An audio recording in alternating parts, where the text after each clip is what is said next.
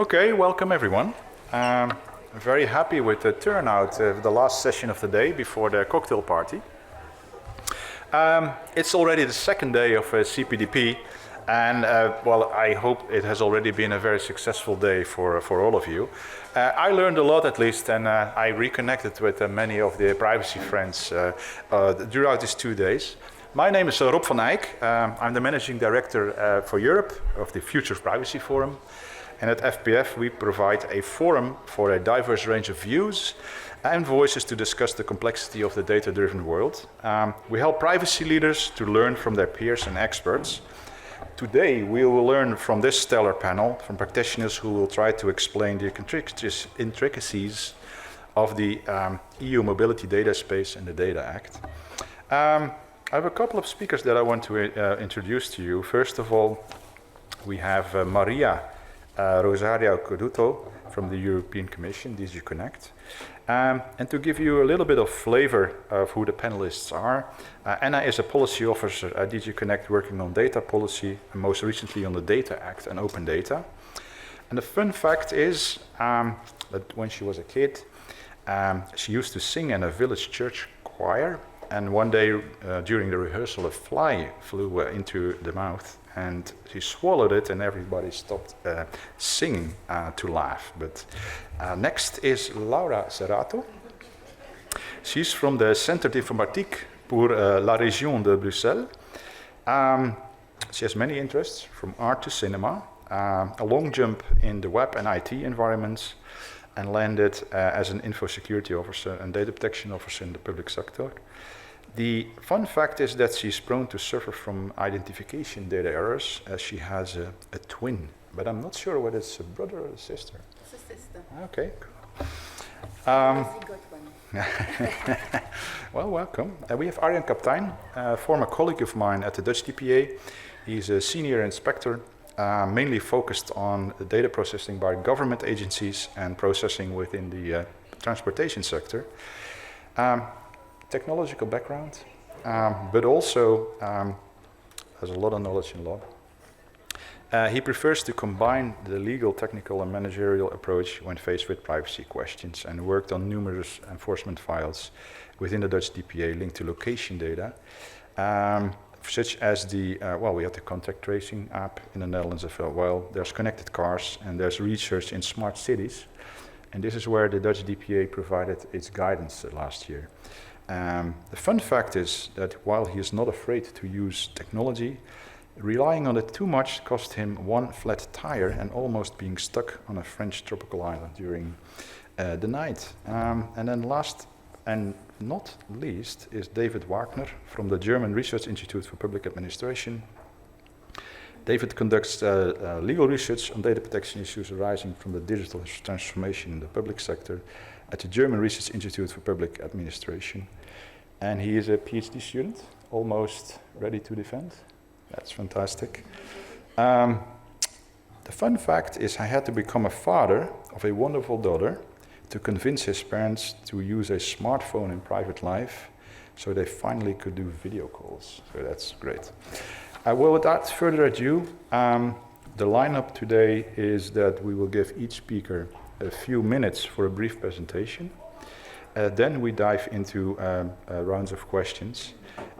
We all prepared 2 questions for each speaker, and let's see how the time takes us through that whole program.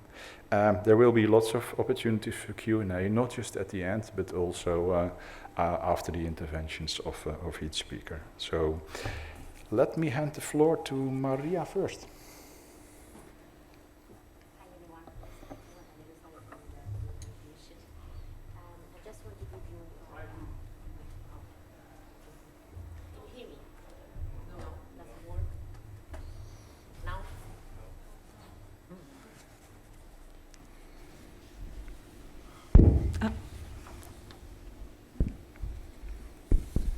That one. No. This one works. Yeah.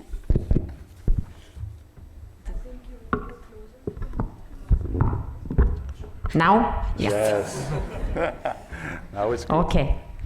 Nice to meet you, everyone. I'm Maria Rosalia from the European Commission Policy Officer at DG Connect. And in this brief introduction, I just want to give you a flavor of the data policies that I'm working on since I joined the Commission in 2018. So we started the preparation for the data strategy. The overarching objective of our data policies is to make Europe a leading model globally for a data-empowered economy and society. And by implementing the European data strategy that we adopted in February 2020, we are modernizing the EU legislative framework in the light of digital advances to remove remaining and emerging barriers to the widespread use and reuse of data within and across member states and sectors to encourage digital innovation. The strategy announces also the establishment of common European data spaces in strategic sectors of the economy and domains of public interest, for example, finance, manufacturing, mobility, energy, health. We have the European Open Science Cloud as well, agriculture and energy, etc. The first, let's say, baby that we produced out of the data strategy was the regulation on European data governance. Is the first milestone in this context. It sets out a legislative framework to increase trust in data sharing and lower transaction costs by regulating neutral data intermediaries. It provides a framework for data altruism organizations in order to facilitate data sharing for the common good. It puts in place requirement for the secure use of protected publicly held data and set up a political steering body for developing data sharing standards, that is the European Data Innovation Board. This enabling framework will support the development of common European data spaces by ensuring that more data is available to fill them. Last February, we adopted another major legislative proposal under the data strategy, that is the Data Act, which aims at ensuring fairness in the data economy by clarifying who can use what data and under which conditions. The proposal would be an instrument to benefit SMEs. It will enable innovation around IoT objects by third parties on the request of the user. And rules on IoT data access and use will clarify rights for other sectors as well. It will facilitate the use of businesses' data for public institutions and European Union institutions in the exceptional situations, such as emergencies. And it will enable the switching between cloud service providers, addressing existing lock-in effects.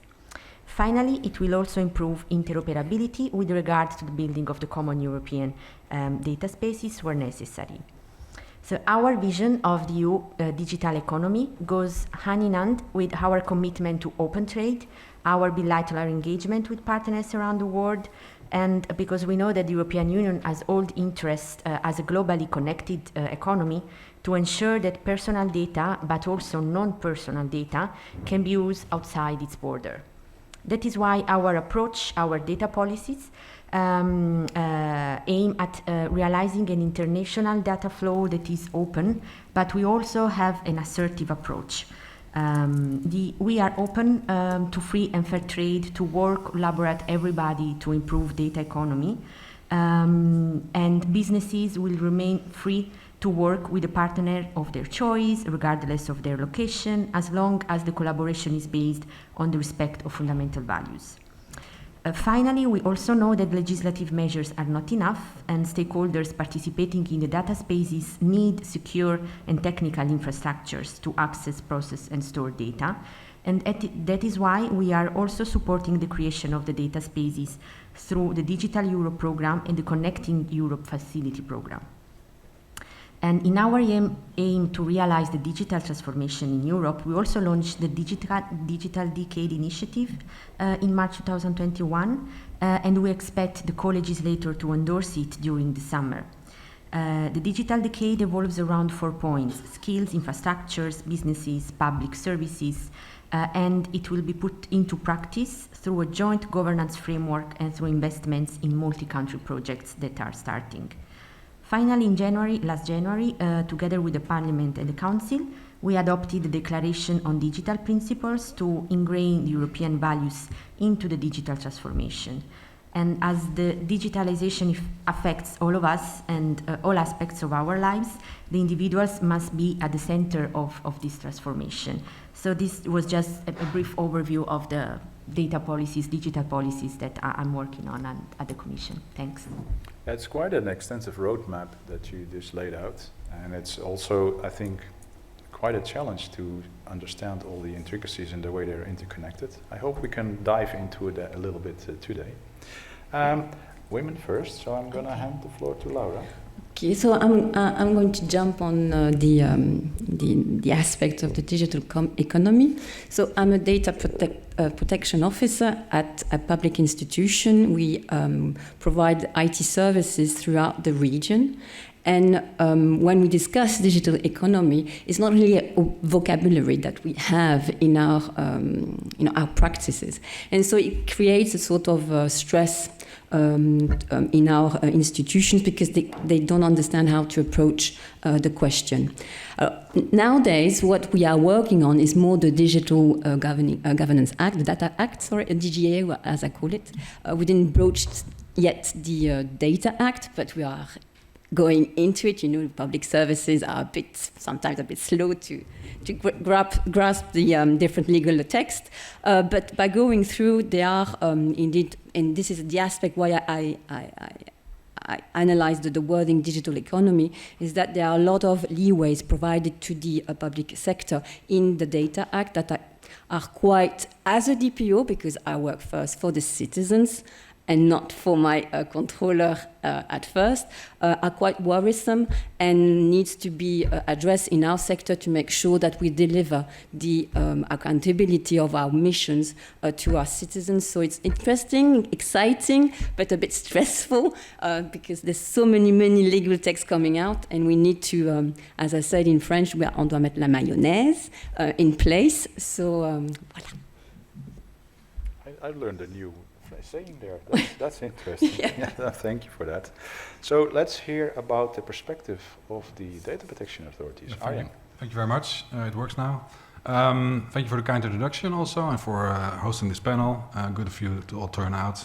It's just a late time heading for the cocktail after this. So I work a lot in processing done by government and also transportation sector. Rob asked me to delve a little bit into the smart cities research, or more like a survey we did last year, or I think it was maybe 2 years ago. Smart cities was like a buzzword, like dark patterns is now. Every city wanted to be a smart city because who wants to live in a dumb city? No mayor is going to say, I want a dumb city. But sometimes a dumb city is maybe better than a smart city. So we were really interested in two things. How smart are the cities? And when they're processing personal data, how's GDPR enforced within the process of making a smart city? So we did a survey questioning 5 large and 7 smaller cities. Large in Dutch perspective, so that's like maybe 250,000 inhabitants, not very larger. And we asked them about, do you have smart city projects processing personal data? Do you have smart city processing not processing personal data? If you're processing personal data, show us your records of processing, show us your DPIA, and explain why you did or did not ask for a prior consultation. That's a bit of a trick question, because if they would do a prior consultation, they would have come to us first, but we didn't get anyone, so we were assuming somewhere down the line someone decided that there was no need for a prior consultation. When you would read out strictly the GDPR, you would have done a prior consultation. So that was the reason for that question. And the first issue we really saw was the term personal data, of course. The data is often seen as not personal, which is quite handy, because if you say it's not personal, you don't have to comply with GDPR, and it saves you a lot of time, and also you do not have to inform all your citizens. But we saw numerous projects in which we claimed, well, at least we thought it was personal data, and the city's saying, well, it's not personal data. So it goes wrong already there. So there was no DPI done, there was no consultant DPO, let alone a prior consultation. So those were really the key takeaways, which for us was really weird because those are really basic GDPR compliance issues, not really relevant or specific to processing personal or mobility data. So that was the first thing I wanted to talk to you about, and the advice we gave were really basic GDPR stuff, like inform your citizens, make like an ethic approach to what kind of city you want to be. Because that's the other way, the other topic for the afternoon is the common good.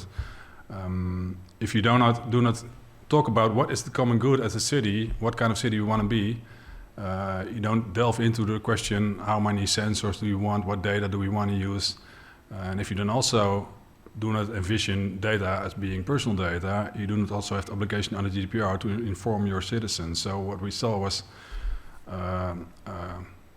councils not being fully addressed in the process of making like a policy for being a social or being a smart city, citizens not being involved.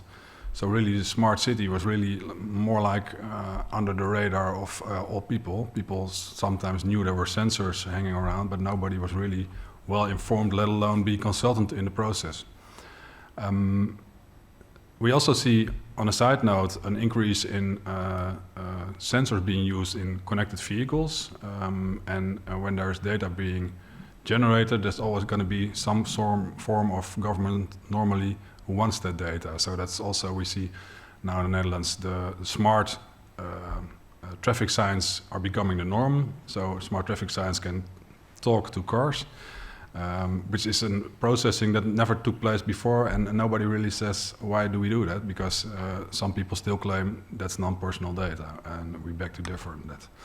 Another side note is that we did also an investigation. I could say two things about it, or maybe one thing, and that is that we find one city for having a data set making it possible to track citizens without having a legal basis. So we did see in the smart city investigation really picking up the use of mobility data, which is personal data in those respects.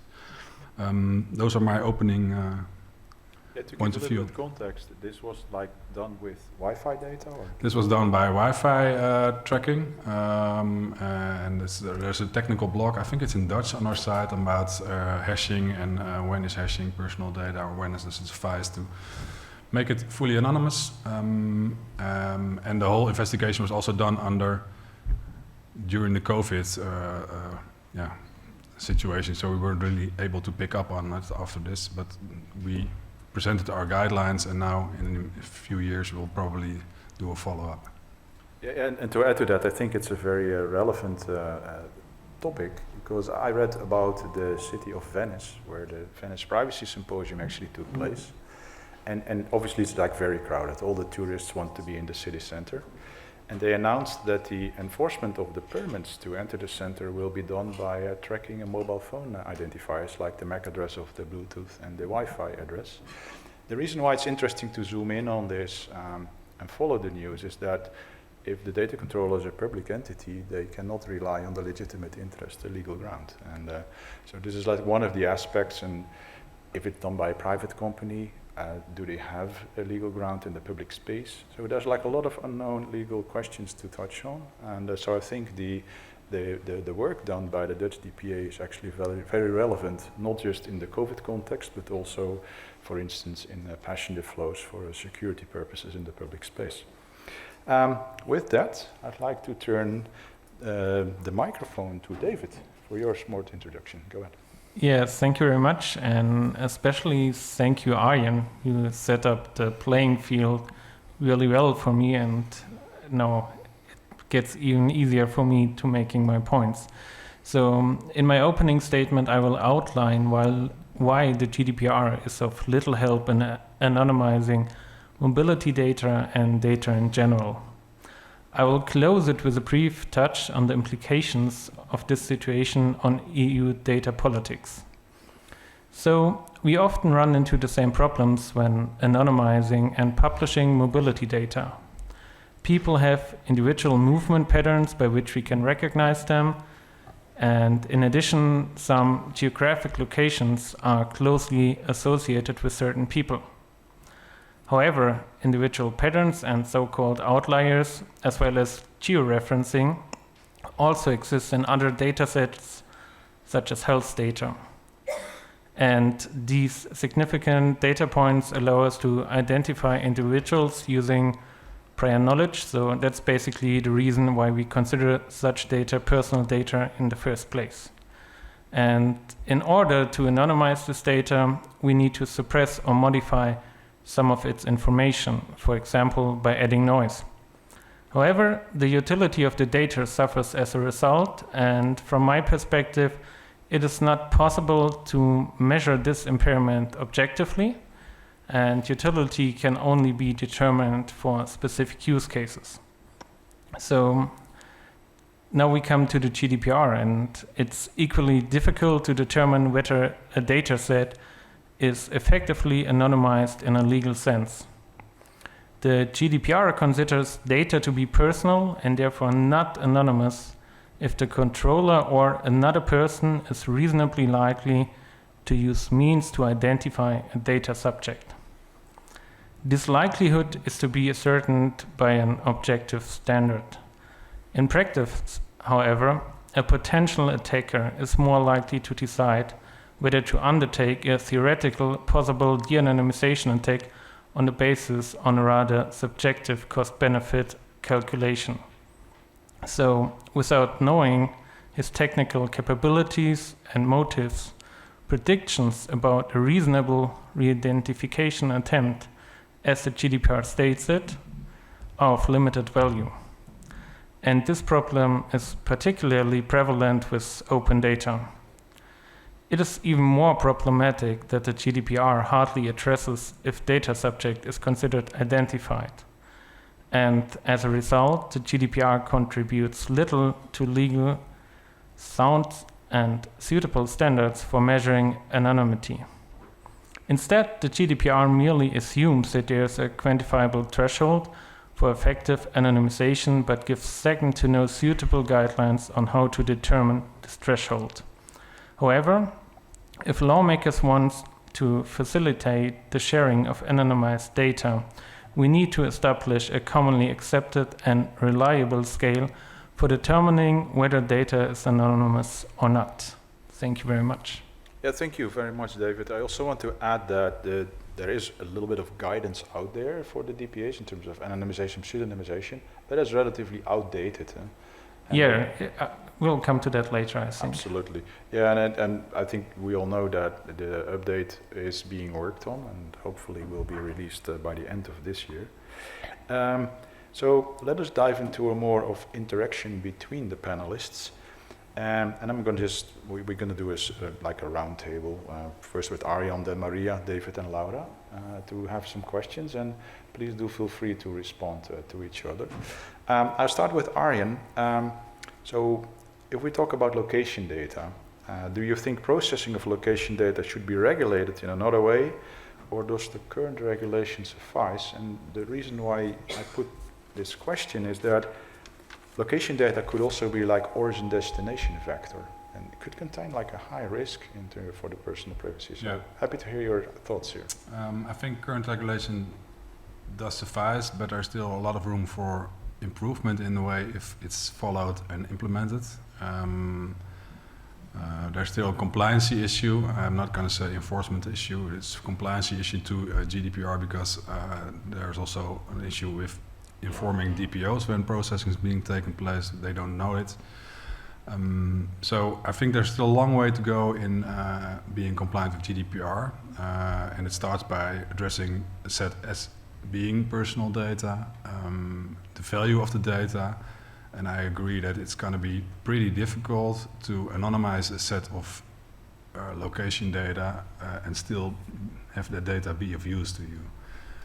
That's my issue, and I think that today, attending some of these panels, I heard a lot of new regulations being made, and a lot of people say, well, the interplay is difficult, and we don't really understand who is going to do the legal work on these regulations being built. So I would not really call for more regulations right now to make things.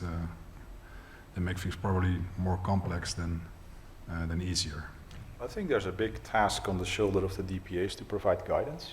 And to that extent, I mean, if I read your report, you specifically mentioned mobility as a service in the Smart City report. And we're curious to learn why did you include it? Yeah, mobility as a service. It's still on.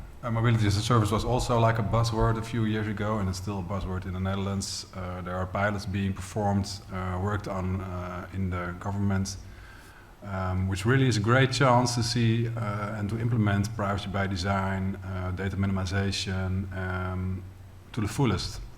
So we really want to urge processes to do that, but especially talking about the usability of data. If you want to use the data door to door instead of station to station, it's going to be pretty difficult to keep that, to make that data anonymous. And the claim is always by government agencies and also even by ministers in the parliament that we only use anonymized data. So there's still a long way to go there also in ascertaining what kind of data we're using and if it's really anonymous. So that was the reason. I'm curious, maybe you have a response, Laura? In Brussels, we do also have a project regarding mass, and in the discussion, because they've decided to follow the PCP system, so we had a lab phase, and then afterwards you have the regular market. There's going to be the different papers to publish on the public market. But in the lab already we had issues to what legal basis will be used to do that lab. Because they had the idea to do it in a grand scale, live testing. So they decided it would be in the area of the Munt, so the La Monnaie, in Brussels. And so it was really, really heated discussion because they wanted to use it as the legitimate interest because they were performing tests, which all the DPOs around the table said no, because we are public institutions.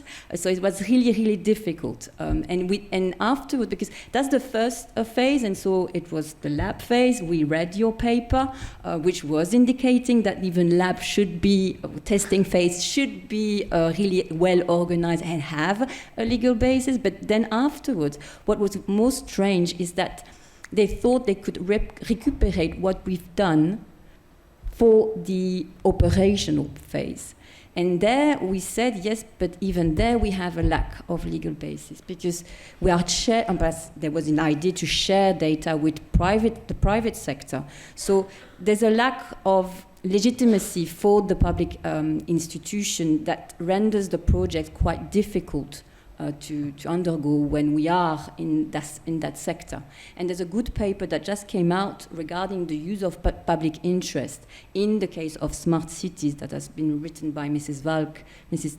Christophi, and they discussed this because in the GDPR you have the articles 6.2 and 6.3, if I'm not mistaken, that says that if you use that legal ground, you need to have it written in law. So yeah, and then you have the innovation that goes quicker than the law. So we are a bit in a pickle here. So well, that's my experience with it.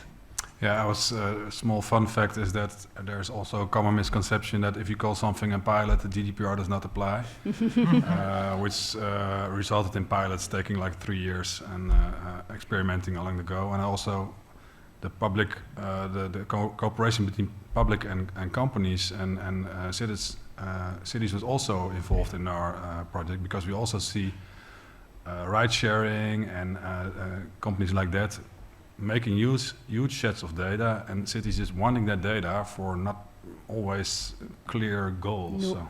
And there's another thing in smart cities is the private-public partnership, which is quite tricky because even if you put in your public market, I don't remember in English what you said, documents, that the cahier des charges, as we call it, you put some requirements regarding the data protection. In general, they are very light.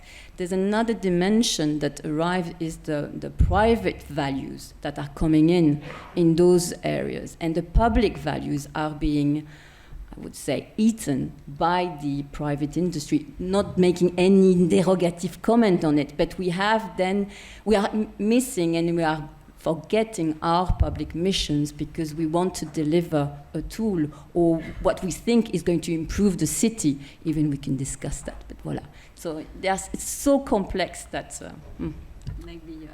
Yeah, so you brought up the point that you need a legal basis for sharing data, and that's exactly the point where the Data Governance Act does not really help, because it's all about under which, how can data be shared. It has to be anonymized, or it has to be processed in a secure environment.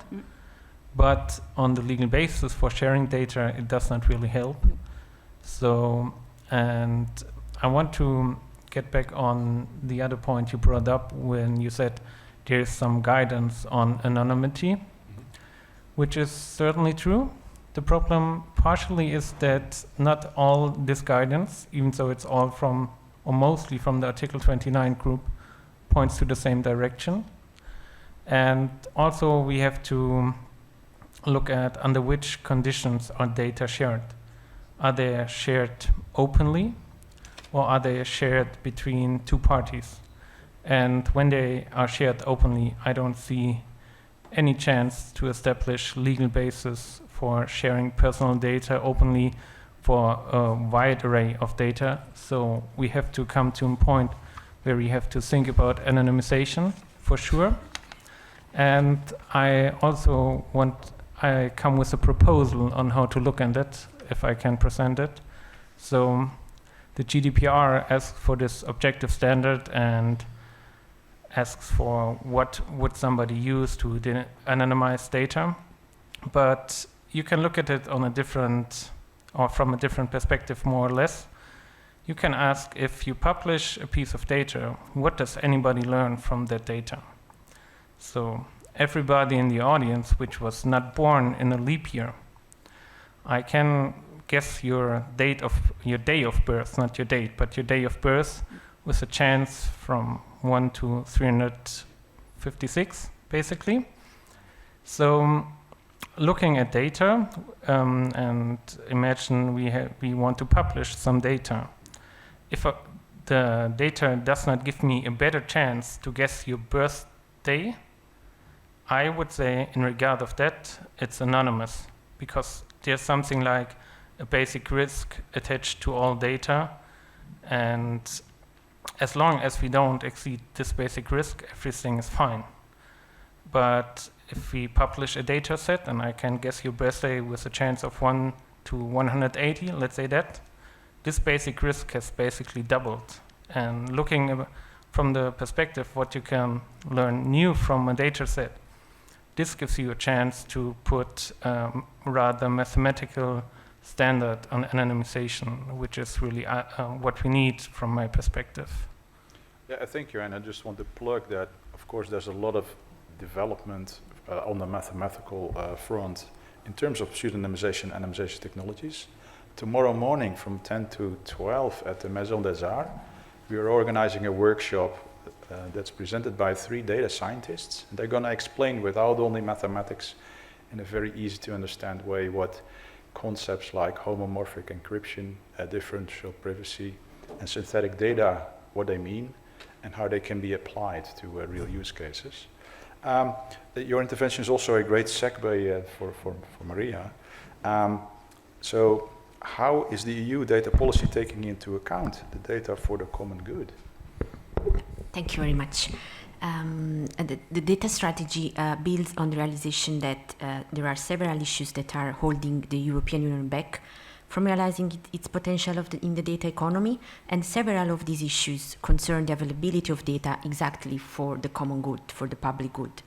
Because we know that data is created by society and can serve to combat emergencies, ensure that people can live longer and healthier lives, to improve public services, tackle environmental degradation, and data generated by the public sector, as well as the value created from it, should be available also for the common good. by ensuring these data are used by researchers or other public institutions, SMEs or startups. But also data from the private sector can make a significant contribution as a public good. Just we can think about mobility data to help mapping the spread of COVID, for example. And through the measures of the data strategy, we are trying to address these issues. But how? For example, by promoting the use of public sector data information by businesses. This is a long-standing EU policies that started with all the files on the open data. But with the Data Governance Act, we went a step forward by widening the reuse of public sector data that was not covered by the open data policies, by the Open Data Directive.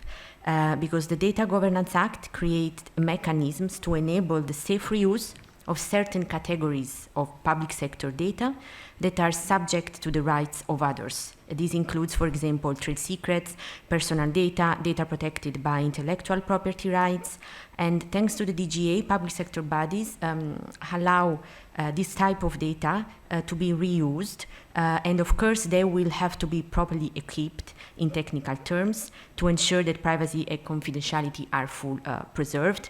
But and on this we count on the GDPR. We don't enter in that field. The data altruism as well is a way for us to promote data for the common good, and the Data Governance Act makes sure for individuals and companies to make data voluntarily available for the common good, such as for medical research purposes. And entities seeking to collect data for objectives of general interest may request to be listed in a national register of recognized data altruism organizations, and these registered organizations will be recognized across the European Union. So we think that this will create the necessary trust in data altruism and will encourage individuals and companies to donate data to such organizations so that it can be used for wider societal good. And then the DGA also creates the harmonizing framework for data for the common European data spaces. And to facilitate data for the common good, the Commission will strengthen the harmonization efforts from the Open Data Directive with standardizing the provision of certain data sets. So we are also working on an implementing act on high-value data sets. This act will list concrete data sets that are considered of high value in terms of their reuse potential and for their socioeconomic benefits. And to this end, the list contains data sets in the fields of geospatial, earth observation, environment, meteorological, statistics, mobility data as well. So these high-value data sets will have to be made available in best conditions, for example, in machine-readable format free of charge and through APIs. And also with the Data Act, with the Chapter 5 on business-to-government data sharing, we are really making a little revolution, or a big revolution, because we are obliging, in very certain specific circumstances, we are obliging companies to make available data to public sector bodies to benefit the society for more evidence-based policy making and for delivering better services. With the Data Act, so we harmonize at EU level business-to-government data sharing by providing clear rules also on how the request for data should be made in this context, and to define the conditions under which the mechanism can be activated. And with this framework, with this measure, we ensure that more data is available for the public good, for the public sector in crisis situation and other specific situation. And at the same time, we also streamline the procedures, so we also ensure less administrative burden for companies. So I think these are the main ways in which we are trying to improve the use of data for the public good. Yeah, let me ask a clarifying question there, because sometimes when the member states transpose these laws into national laws, there is the room to put like additional requirements on top. In terms of like mandatory sharing, perhaps having to list, or where it's like more voluntary. Maybe you can clarify a little bit what the plan is in terms of actual implementation in national laws by member states. Yeah, in terms, for what regards the Data Governance Act, it is about voluntary data sharing. So we try to, with the measures in the Data Governance Act, we try to build a trusted environment where stakeholders that want to share the data, they can do so according to specific rules. For example, when it comes to Chapter 2 of the DGA, of the reuse of some public sector information, that's also up to the member states to decide if they want to allow that. And so they have to, via a decision, they have to allow that, and then they will manage the implementation in the member states. For the data altruism, for example, I'm just working on that. We are working on building a European consent form, so that when citizens or companies want to donate data for the common good, they will have to fill in a consent form, of course, that is the same across all the member states. And then we also list some very specific criteria for the data altruism organizations that have to be applied in all the member states. So we try to harmonize all this practice and also to fill the gap and that exists, and to provide some legal certainty. But when in the DGA is about voluntary data sharing, so then it's up to the member states to also, they also have a say on the implementation. Maybe you also can share a few words on the question, how will the Data Act help us in the field of mobility? Yeah, because whilst the Data Governance Act is about voluntary data sharing, the Data Act is about making more data available for use by really providing clear rules and establishing rights on data access and use that will allow a wider range of stakeholders to gain control over their data, and also to allow more data to be made available for innovative use in the data spaces, including in the mobility data space. So the provision on business to business, business to government, on cloud switching, on interoperability will all benefit stakeholders in the field of mobility, and also provisions on contractual fairness. In B2B context, for example, manufacturers and designers of planes, cars, trains have to design, according to the Data Act, have to design the products in a way that makes the data easily accessible by default to the user. The data produced by the IoT objects installed in these in cars, trains, etc. And they will have to be transparent on what data will be accessible and how to access them. There is an obligation also for the data holder to make such data available to third parties upon request of the user, which will be entitled to authorize data holder to give access to the data to third-party service provider, for example, in the aftermarket services. In the business-to-government context, mobility data shared with public sector body can enable them to put in place more sustainable and smart transport systems, or helping track the spread of a disease. And mobility companies involved in business-to-government data sharing will gain reputation in terms of corporate social responsibility, and will provide it with legal clarity and harmonized mechanisms for sharing data with public sector bodies. So this will also reduce administrative burden on them. The provision on contractual fairness in Chapter 4 of the Data Act will guarantee that contractual agreements on data access and use, for example, between small transport providers and big IoT players, do not take advantage of imbalances in negotiating power between those contractual parties. And during the discussion on the on Data Governance Act, there were requests for more work on interoperability, and in particular for the data spaces, so also for the mobility data space. And that's what we are doing with Article 28 of the Data Act, that gives the Commission services the empowerment to assess the level of interoperability and to adopt delegated or implementing acts where stronger interoperability is needed. And each data space, so including the mobility data space, should operate in line with governance rules applicable to all participants, to all stakeholders. And then we also think that the provision to allow for cloud switching can also benefit stakeholders in the mobility data space. Yeah, I read the basically the staff working document on common European data spaces. Yeah. And a few of these keywords really stood out to me, like the harmonization of data sharing conditions, interoperability, to support a convergence on governance and infrastructure, but also cross-border access to key data sources. But what I also found interesting, the two examples that were put forward, like the automotive sector, like type approval legislation provides for conditions of access of third-party service providers to repair and maintenance information. And this legislation for this is currently under review. And in the air traffic sector, the Commission amended in 2020 the proposal for a regulation on the single European sky to include, among other things, new provisions on data availability and market access of data service providers in the field of air traffic management. And I call these two examples out to give a little bit more an overview of what type of data in data spaces we're actually talking about. So maybe some response from the panelists on the key things we learned. For me,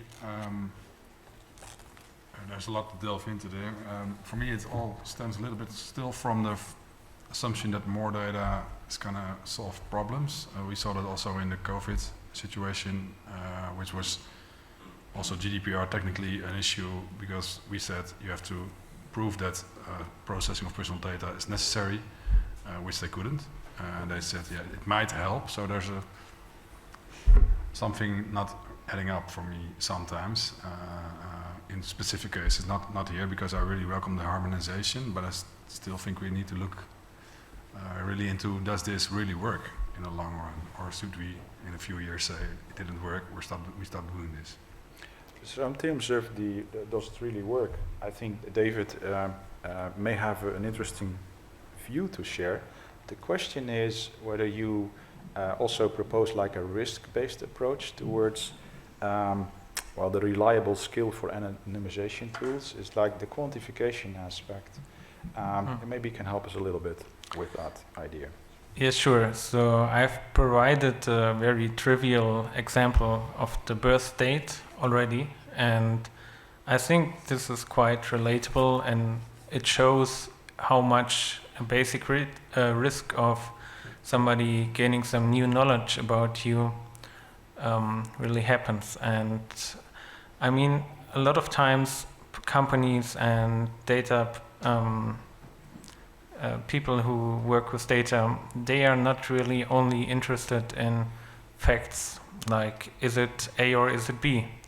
They often work with probabilities themselves. So for me, it's really important to look at how publicly when you put out data, how this impacts the probability on whether people say you have a special disease or not. So basically, just there are numbers on, let's say you have HIV or something like that, and there are numbers out there, and if you publish data, this will maybe change how people will view you, and maybe they will think you have a higher or lower risk, and this will impact your rights basically. So this should be the cornerstone on how we map anonymity. And moving from there, we can put different factors into the perspective as well, because from the perspective of an attacker, sometimes there have to be certain conditions in a data set for an attack to work, and this is something you can look on.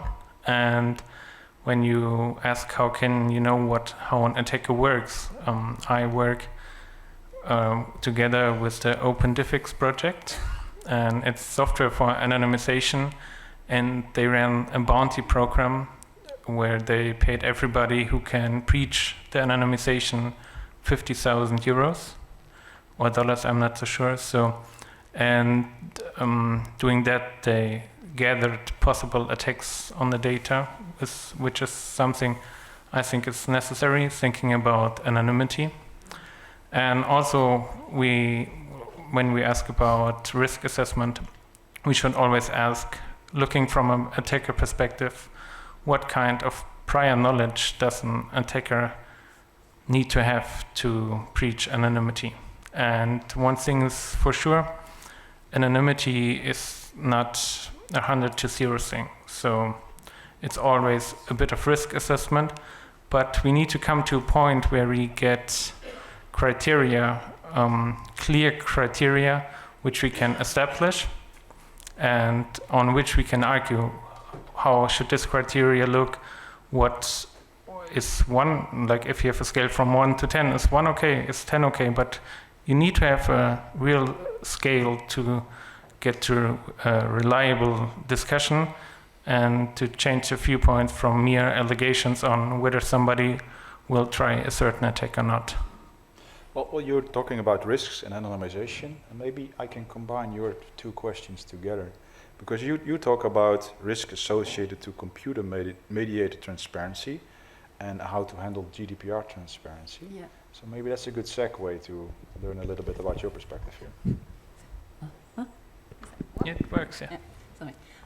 Yes, because as Ariane said, we are going more and more into datafication, but in my sector, there's also the element of responsibility towards our citizens, and we have to explain what we are doing.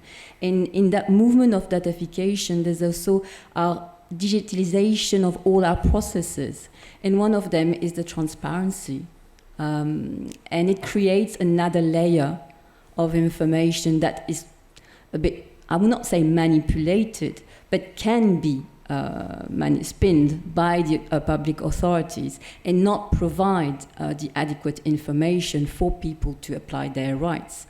And the thing is to take back the question regarding anonymization.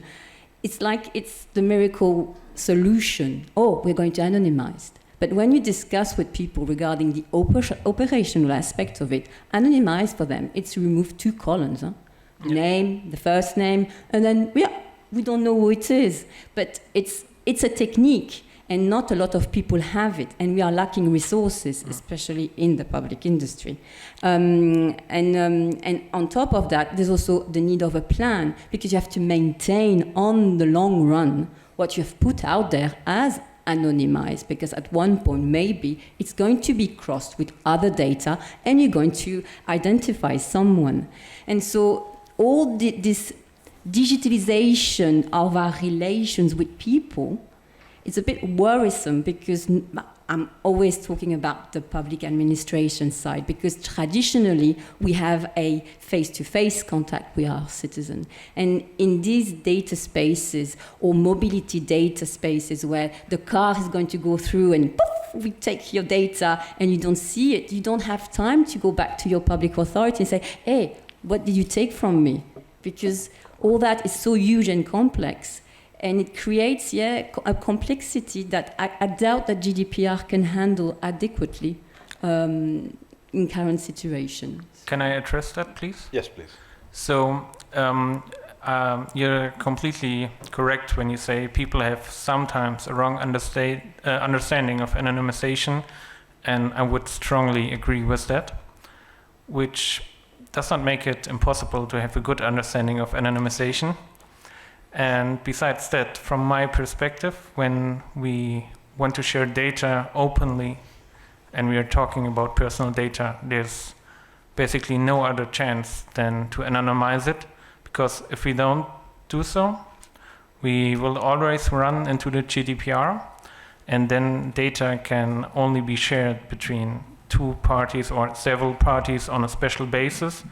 And this excludes a lot of people from the data and the information which is within the data, which is a problem in itself. Well, in sake of time, and also because I know Maria has to leave on the dot at 6:30, let's do a round of table of next steps, and I'll start with Maria first. How do you think we should move from here? Yeah, from DigiConnect point of view, from my unit point of view, the next steps are definitely working on the implementation of the Data Governance Act. I'm actively involved in the implementation of the Data Altruism chapter, so data for the common good, but as well for the setting up of the European Data Innovation Board. that would be very important in terms of interoperability and standardization.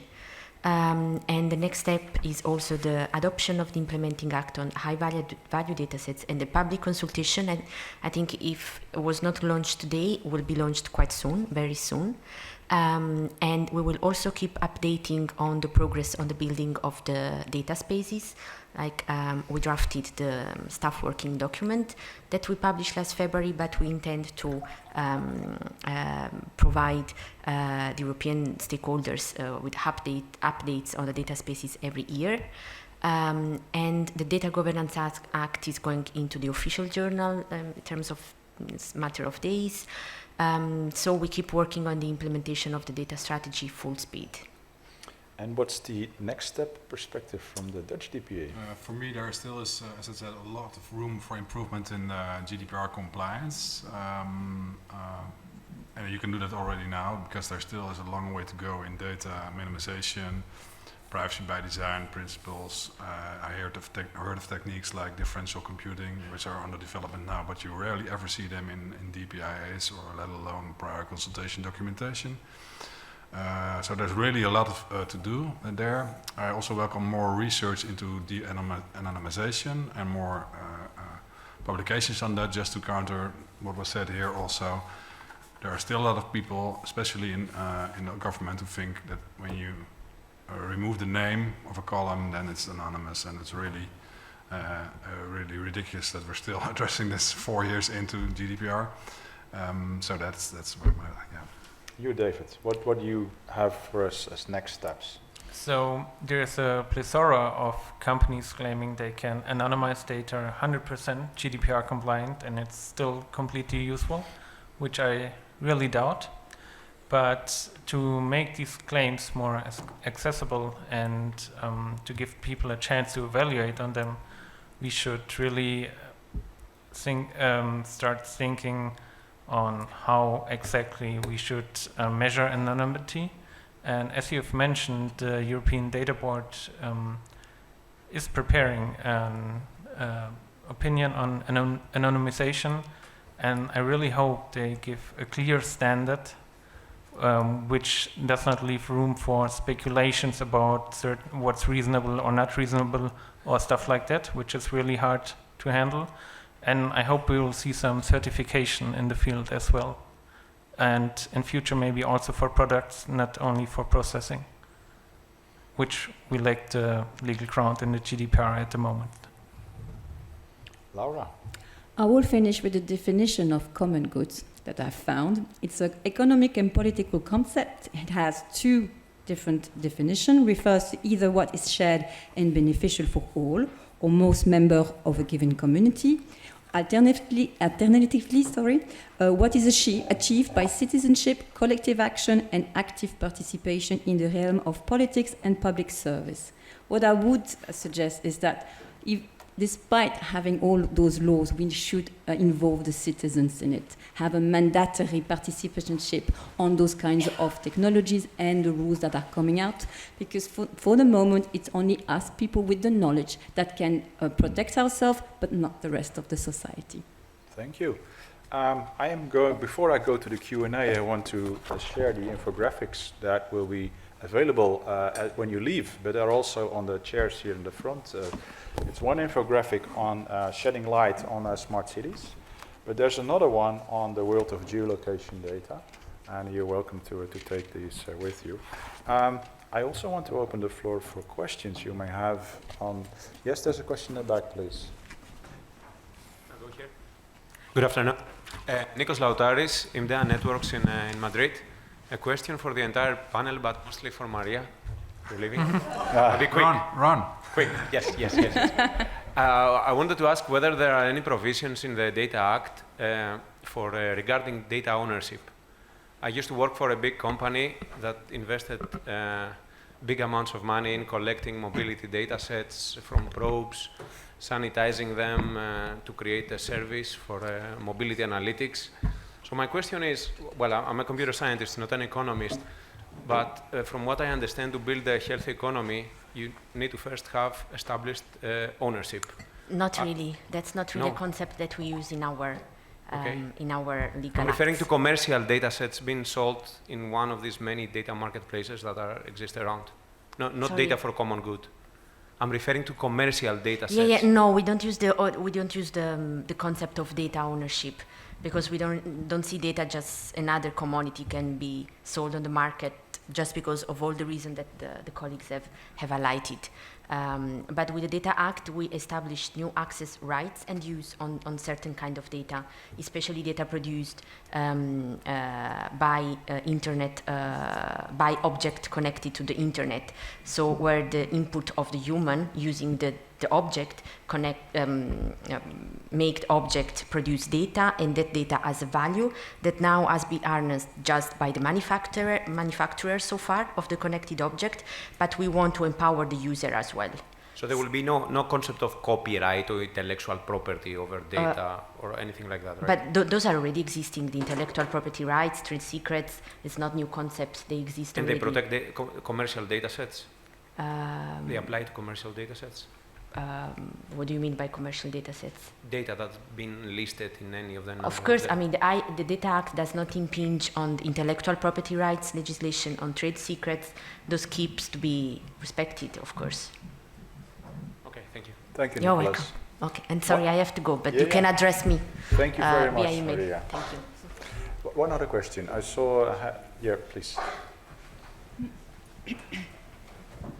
So thank you very much to Rob, and thank you very much for the panel. It's really, really interesting debate. Truly, this data actually, we are talking about a lot of non-personal data as well, because it was mentioned, like meteorological data. I mean, that has got nothing to do with personal data, but personal data is involved. And I actually also happen to be a part of some consultation initiatives on this particular initiative. And as I understand, the European data space is actually going to be made available not only to European entities, but also to entities all over the world. So I think point number one, which I think is very important, is to actually get, unfortunately Maria is no longer here, but to actually get the international cross-border transfer mechanism sorted. That is point number one. Point number two, creativity and usefulness of the data actually comes from how granular the level of data is. And also combined with that, at the point of data collection, it is quite possible that you don't know how, for what purpose the data would be collected. So for instance, there was recently this flood in Germany, right? Mm-hmm. And maybe they had these intelligent or smart traffic light, as this poster actually shows, right? And maybe that was capturing mobile phone IDs and things like that. Now, at that moment, you don't know that this is going to be used for rescuing people from this, from the flood, but this is also possible. So what I actually want to come to is the missing point is exactly going to be your session tomorrow morning from 10 o'clock, right? I'm definitely going to be there on pseudonymization and anonymization. I am actually more keener on pseudonymization, I would say, because once again, it's granular and it protects the data. It protects the person of whom the data has been accessed from all over the world. And also, apart from the FBF chart that you mentioned, Rob, I can also recommend another reading material, which is from the Singaporean Data Protection Authority on anonymization and pseudonymization, a wonderful paper. And then also another initiative, which is a pseudonymization code of conduct. David, you said that you are actually looking for some sort of a certification. Now, it is not a certification, but under the cooperation between the Ministry of Interior of Germany and the GDD, the Data Protection Association, there is actually a code of conduct, development of the pseudonymization code of conduct. I know that they actually want to make it to a Article 40 GDPR code of conduct. So I hope these instruments are going to be used. My question, sorry, very, very long it was. What are your views about the use of pseudonymized data in actually helping the society to be creative and innovative with data that is made open and available? Thank you for your intervention. You would have been a great panelist, by the way. Oh, we're bad.